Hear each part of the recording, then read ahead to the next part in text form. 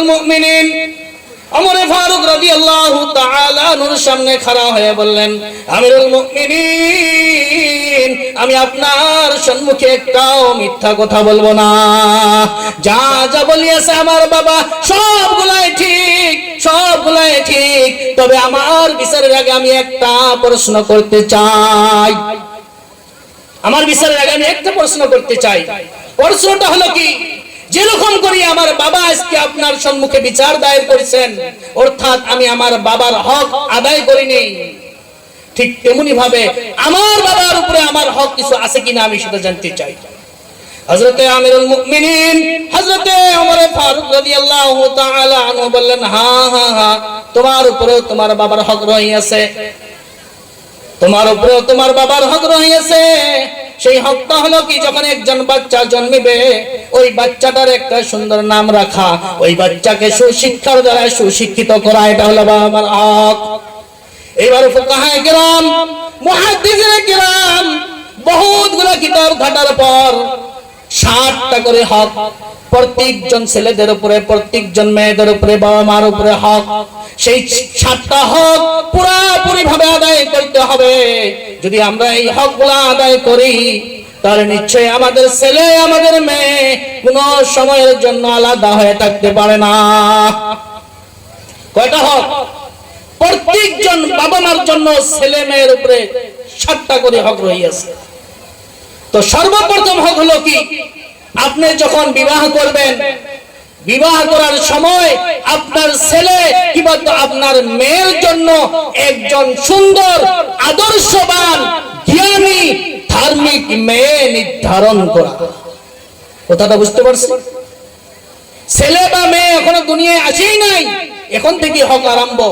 আপনি যে আপনার ছেলের মা একজন বানাবেন, আপনার মেয়ের একজন মা বানাবেন, সেই মেয়েটা যাতে ধার্মিক হয়, সেই মেয়েটা যাতে জ্ঞানী হয়, সেই মেয়েটা যাতে গুণবতী হয়। কথাটা বুঝে আসছে? এক নাম্বার। দ্বিতীয় নাম্বার হক হলো কি, আপনি বিবাহের পর এবার যখন আপনার ছেলে কিংবা আপনার মেয়ে আপনার স্ত্রীর গর্ভের মধ্যে আসিয়ে যায়, তখন আপনার স্ত্রীর জন্য কর্তব্য সেই 10 মাস 10 দিন সেজন্য আল্লাহ রাব্বুল আলামিনের ধ্যানে থাকে, আল্লাহ রাব্বুল আলামিনের ফিকিরে থাকে, 5 ওয়াক্ত যত নামাজ পড়ে, সেজন্য রোজা রীতিমতো ভাবে রাখে, তাসবিহ জিকির আজকার যাতে রীতিমতো রাখে। কিন্তু দেখা যায় আমাদের সমাজে মা পেটে 6 মাস বাচ্চা, 7 মাস বাচ্চা, 8 মাস বাচ্চা, মা ঠিক থাকতে পারতেছে না, পেটে ব্যথা করতেছে, উসপিস করতেছে, ওই সময়ের মধ্যে মা অ্যান্ড্রয়েড মোবাইল নিয়ে সিরিয়ালের মধ্যে ব্যস্ত হয়ে থাকতেছে, ফিল্মের মধ্যে ব্যস্ত হয়ে থাকতেছে, নাটকের মধ্যে ব্যস্ত হয়ে থাকতেছে। এইবার সিরিয়াল, নাটক, ফিল্ম দেখার পর ওই বাচ্চাটা পেটের মধ্যে ওই সিরিয়াল গুলা মুখস্থ করতেছে, এইবার বাচ্চাটা পেটের মধ্যে ওই নাটকগুলা মুখস্থ করতেছে, এইবার বাচ্চা পেটের মধ্যে ওই মোবাইলের আশিক হয়ে গেতেছে। কথা ঠিক না বেঠিক? যখন বাচ্চা দুনিয়ার মধ্যে আসিয়ে যায়, 6 মাস নাই হতে বাচ্চা মোবাইলের জন্য পাগলা হয়ে যায়। এটা হলো 2 নম্বর হক। এবার আপনার বাচ্চা যখন দুনিয়ার মধ্যে আসবেন, দুনিয়ার মধ্যে আসার পর 3 নাম্বার, ওই বাচ্চাটাকে মাটা সুন্দর ভাবে তার বুকের দুধ পান করাবেন।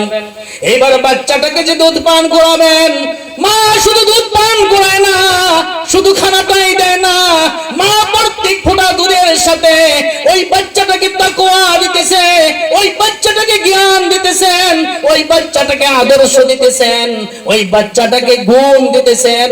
মা যেরকম ভাবে কাম করবেন, দুগ্ধ পান করার সময় মা যা যা কাম করবেন, ওই বাচ্চাটার দুধের সাথে পেটের মধ্যে সেই গুণগুলাই প্রবাহিত হতে থাকেন।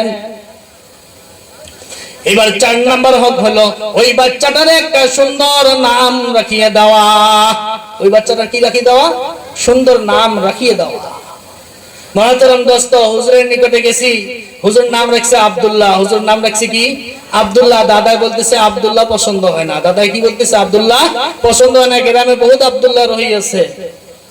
তো ছেলের নাম কি রাখতেছে? বিভিন্ন ধরনের মোবাইলের মধ্যে দেখিয়ে যার অর্থ কি আছে আছে সেগুলা দেখার দরকার নাই, সেই নামগুলা রাখতেছি আমরা। রাখি কি রাখি না?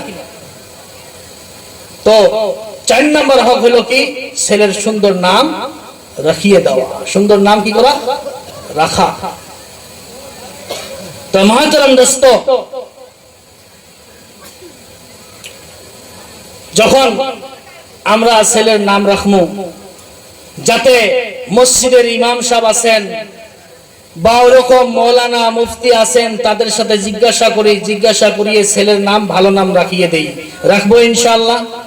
স্ট্যান্ডার্ডের পিছনে না পড়িয়ে সর্বপ্রথম আম্বিয়ায়ে কেরাম, সাহাবায়ে কেরাম, তাবে তাবিন, আউলিয়ায়ে কেরাম, ইনাদের নামের সাথে আমরা নাম রাখি। রাখবো ইনশাআল্লাহ।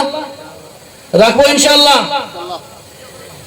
তো মহাতারাম দোস্ত, এটা হলো 4 নম্বর হক। কয় নম্বর হক? 4 নম্বর হক। 5 নম্বরে ওই ছেলেটাকে তার বাবা মা হয়ে সুন্দরভাবে আকিকা করা। কি করা? আকিকা করা। 6 নম্বরে হলো ওই ছেলেটাকে ইসলামের শিক্ষায় শিক্ষিত করা। ইসলামের শিক্ষায় শিক্ষিত করা। তো মহতরম দোস্ত, আমরা বলতেছি, যখন একটা ছেলেকে আমরা ইসলামের শিক্ষায় শিক্ষিত করব, মক্তবের শিক্ষায় শিক্ষিত করব, কোরআনের শিক্ষায় শিক্ষিত করব, তখন ওই ছেলেটা বুঝবে কোরআনের মধ্যে আল্লাহ রাব্বুল আলামিন মা বাবার বিষয়ে কি লিখিয়েছেন। ওই ছেলেটা যখন হাদিসের মধ্যে পড়বেন, ওই ছেলেটা তখন বুঝবে হাদিসের মধ্যে মহান নবী সাল্লাল্লাহু আলাইহি ওয়াসাল্লাম মা বাবার বিষয়ে কি লিখিয়েছেন। এগুলা পড়ার পর কোন একজন ছেলে মা বাবার অবাধ্য হতে পারে না।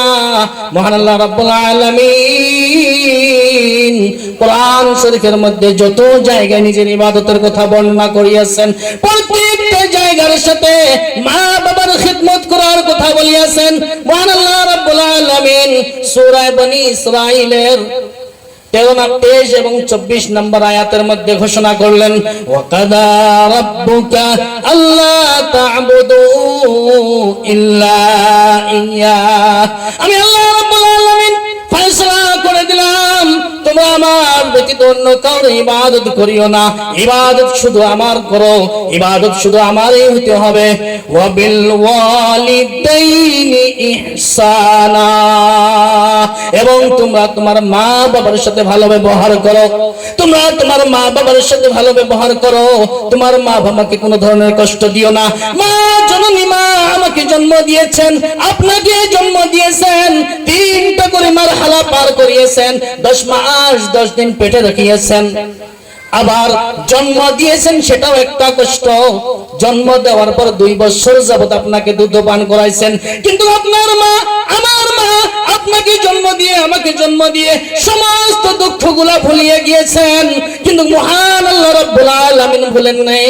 কোরআন শরীফের মধ্যে জায়গায় জায়গায় বর্ণনা করলেন, আপনার মা, আমার মা আমাকে জন্ম দেওয়ার সময়, আমাকে পেটে রাখার সময় যা যা কষ্ট করিয়াছেন, সেই কষ্টগুলোর কথা আল্লাহ রাব্বুল আলামিন কোরআনের মধ্যে ঘোষণা করে দিলেন।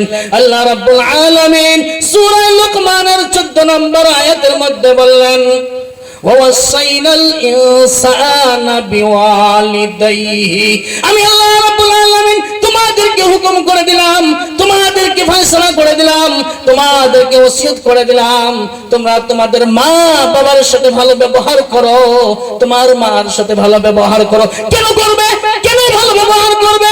এই কথাটা আল্লাহ রাব্বুল আলামিন কোরআনের মধ্যে বলে দিলেন, হামালাতহু উম্মুহু ওয়াহনান আলা ওয়াহনিন। তুমি তোমার মায়ের সাথে ভালো ব্যবহার এই জন্য করবে, তোমার মা কষ্ট করিয়ে, কষ্টের উপরে কষ্ট করিয়ে 10 মাস তোমাকে পেটে রাখিয়েছেন, 10 মাস পেটে রাখিয়েছেন, এটা একটা কষ্ট। তোমার মা তোমাকে যখন জন্ম দিয়েছেন, ছটফট করিয়েছিলেন বিছনায়, ছটফট করিয়েছিলেন বিষের তাড়নায়, সেটা একটা কষ্ট করছেন। তারপর আবার কি বলছেন, ওয়াফিসালুহু ফি আমাইনি, 2 বছর যাবত তোমাকে বুকের দুধ পান করাইছেন। আল্লাহ রাব্বুল আলামিন ভুলেন নাই। আল্লাহ রাব্বুল আলামিন কোরআন শরীফের মধ্যে আরো এক জায়গায় বলে দিলেন, সূরাতুল আহকাফের 15 নম্বর আয়াতের মধ্যে আরো স্পষ্ট করে বলে দিলেন, ওয়াসাইনাল ইনসানা বিওয়ালিদাইহি ইহসানা।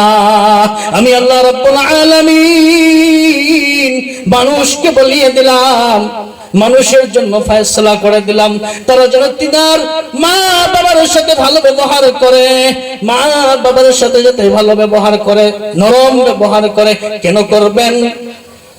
হামালাতু উম্মুহু কুরহা, তোমার মা তোমাকে 10 মাস পেটে রাখিয়েছেন, এটা একটা কষ্ট। ওয়া ওয়াযাআতুহু কুরহা, তোমার মা যখন তোমাকে জন্ম দিয়েছে সেটা আরো একটা কষ্ট। এই কষ্টটার কথা শুধু মাই জানে, আর দুনিয়ার মধ্যে কেউ জানতে পারে না। এই কষ্টের বিষয়ে তোমার বাবা জানে না, আমার বাবা জানে না, আমার দাদা জানে না, আমার নানাও জানে না, আমার নানিও জানে না, শুধুমাত্র মা জানে। আমি আপনার দুনিয়ার মধ্যে আসার সময় আমার মা কতটা ছটফট করিয়াছে, কতটা ক্রন্দন করিয়াছে, কতটা দুঃখ করিয়াছে, সেটা শুধু আমার এবং আপনার মা জানতে পারে। আমার আল্লাহ রাব্বুল আলামিন বললেন, ও দুনিয়ার মানুষ,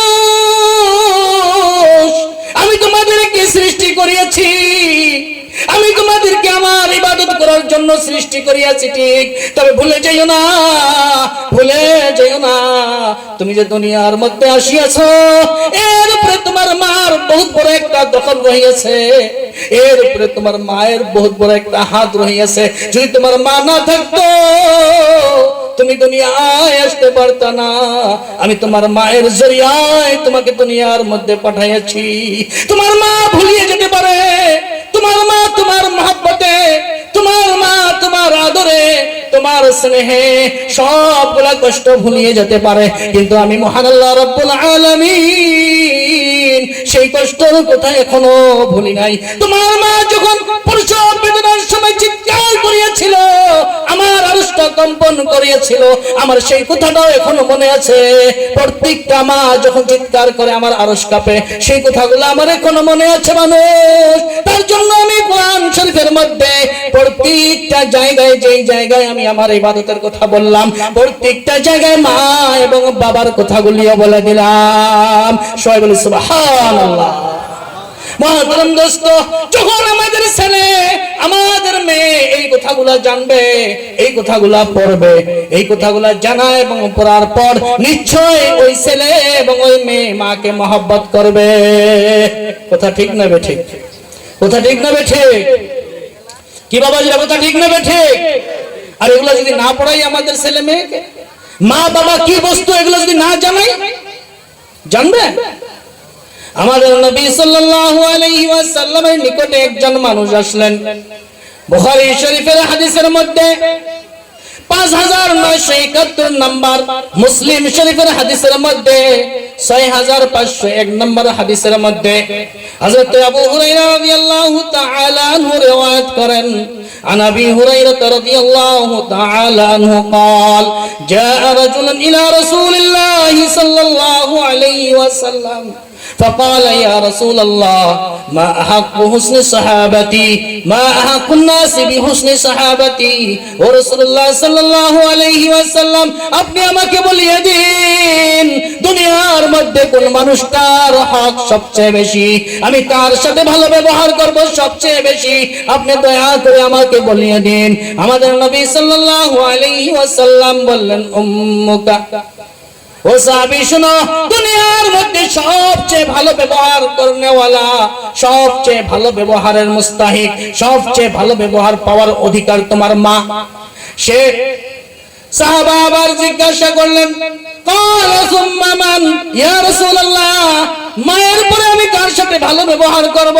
রাসূলুল্লাহ সাল্লাল্লাহু আলাইহি ওয়াসাল্লাম এইবার বললেন, সুম্মা উম্মুক, ফির তোমার মায়ের সাথে তুমি ভালো ব্যবহার করো। সাহাবী আবার জিজ্ঞাসা করলেন, قال ثم من يا رسول الله, ফির আমি কার সাথে ভালো ব্যবহার করব? রাসূলুল্লাহ সাল্লাল্লাহু আলাইহি ওয়াসাল্লাম ফির বললেন, সুম্মা উম্মুক, ফির তুমি তোমার মায়ের সাথেই ভালো ব্যবহার করো। চতুর্থবার যখন জিজ্ঞাসা করলেন, ইয়া রাসূলুল্লাহ সুম্মা মান, ফির আমি কার সাথে সাথে ভালো ব্যবহার করব। এইবার রাসূলুল্লাহ সাল্লাল্লাহু আলাইহি ওয়াসাল্লাম বললেন সুম্মা আবুকা, ফির তুমি তোমার বাবার সাথে ভালো ব্যবহার করো। রাসূলুল্লাহ সাল্লাল্লাহু আলাইহি ওয়াসাল্লাম মাকে তিনটা স্তর দিয়েছেন আর বাবাকে একটা স্তর দিয়েছেন। কেননা মা আমাকে দুনিয়ার মধ্যে যখন আসিয়াছি তিনটা কষ্টে কষ্টিত হয়েছে, তিনটা মারহালা কষ্ট সহ্য করিয়াছে, তার জন্য রাসূলুল্লাহ সাল্লাল্লাহু আলাইহি ওয়াসাল্লাম মাকে তিনটা মর্তবা দান করিয়েছেন। সবাই বলি সুবহানাল্লাহ।